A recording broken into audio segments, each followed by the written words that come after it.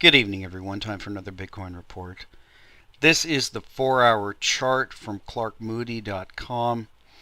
Now, if you remember in the last video, I was talking about the Bitcoin resistance, that the vast majority of the selling volume was done down here and over here. You can see at the price we're at, approximately 127, that the volume of selling that we're looking at for overhead resistance is actually very, very thin. So we're looking at two important levels here. It's going to be the 135, 137 level. That's going to be a breakout point. And then, of course, the next level is going to be this 150 high.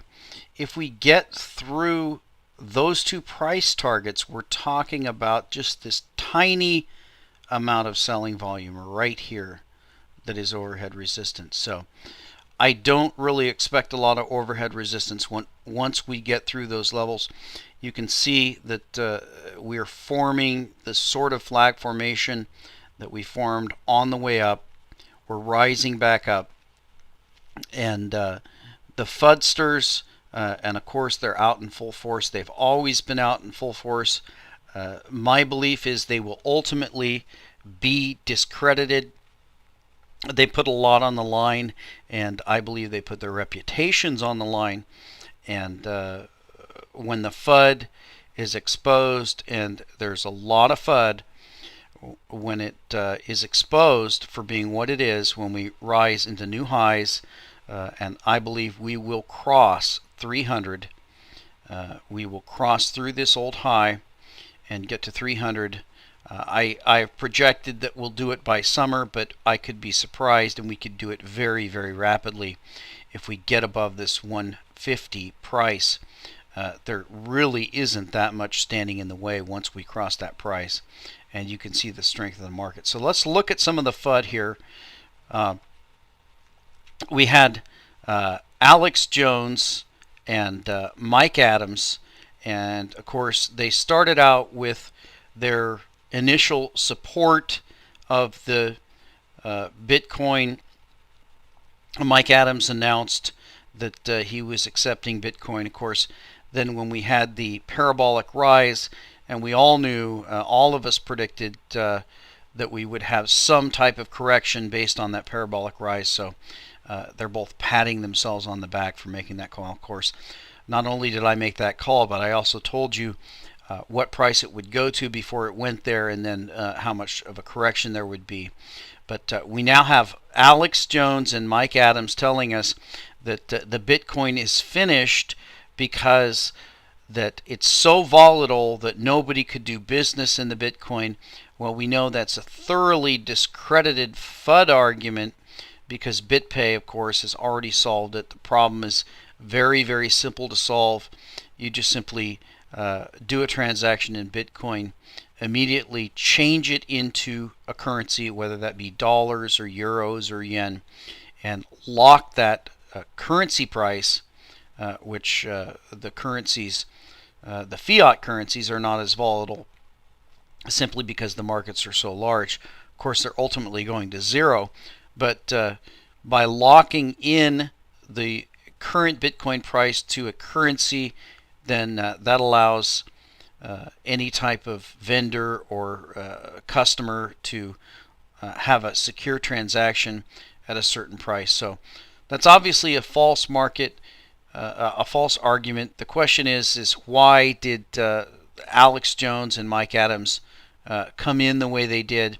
And my belief is that they're FUDster double agents, and I believe that ultimately they will be discredited.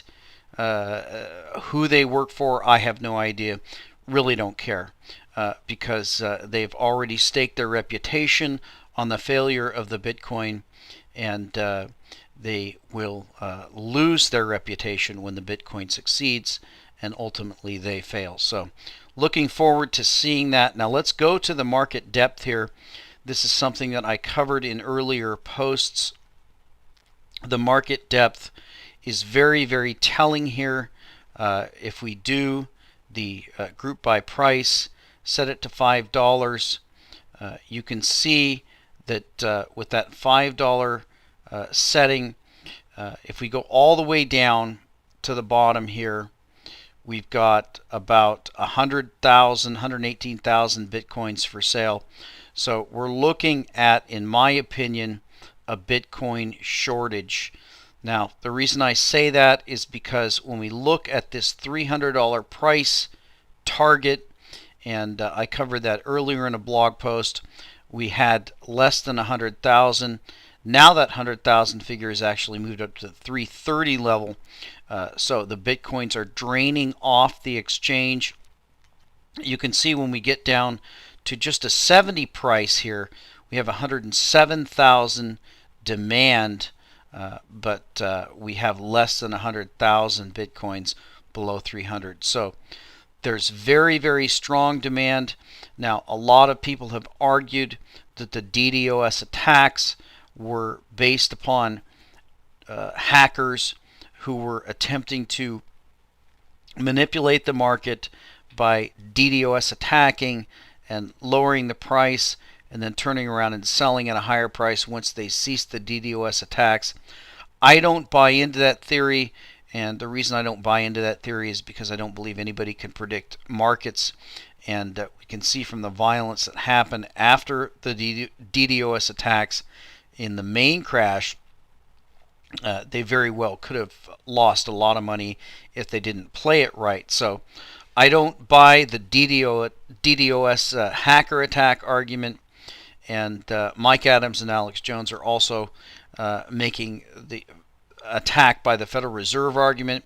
I don't buy that either, simply because I believe that if it were actually the Federal Reserve or the Treasury or one of those involved, then obviously they would have run the price much, much higher than that. It would be much more valuable to them to run the price to say $2,000 or $3,000 and then crash it all the way back to 50, rather than what we see here, which is just a recovery in a rapidly growing market. Now, a lot of people have talked about the hackers. In fact, you go out to the mainstream press, and one of the common terms that they use is that the Bitcoin was designed by hackers. Now, that may be true if we talk about the oldest parlance of the term hack. A hack, in the oldest terms, is defined as just basically a neat fix in software. But in the modern parlance, the term hacker means a malevolent person trying to break into a secure system, and usually it's associated with a criminal element. It is a crime to break into a computer system. So it's very interesting to me that the term that's used now to describe Satoshi Nakamoto and the other designers and programmers of the Bitcoin is hackers. They love to use that term. So I think that probably the next attack that we will see is some type of hacker attack on systems. I don't know what those will be. Maybe when they crash the money system, they'll blame it on the hackers, and of course they will immediately try to associate the Bitcoin with that. That might be the case. We don't know, but we do know that the FUDsters are out in force, trying to attack the Bitcoin. Ultimately, I believe that all the trolls and the FUDsters will be defeated by the Bitcoin. When the Bitcoin goes into new highs, they'll have to back up and decide what new type of FUD they're going to use to assault the idea of the Bitcoin, which obviously is not going to go away anytime soon. If you remember the video I did on Bitcoin myths, one of the latest FUD attacks is this environmental argument that's coming out now. If you remember in the myth report that I did, they very clearly explain that there are a lot of people out there who are using their mining rigs to heat. So basically the mining is free. There are jurisdictions such as Iceland who have free energy that they can translate into value. So the latest FUD is this environmental FUD. And of course, that's a totally bogus argument. If we look at the amount of money wasted on ATMs and banks and bank branches, the amount of power used by Bitcoin miners is infinitesimal compared to that. So again, we're looking at attacks, but the Bitcoin is rising strongly, and the resistance is weakening. And as I pointed out, again, there's very, very little resistance. And once we rise through the resistance and break through that 150 price target, and I predict we'll have a very, very strong rally from there. And of course, at that point, the FUDsters will be completely discredited. And we'll talk to you next time.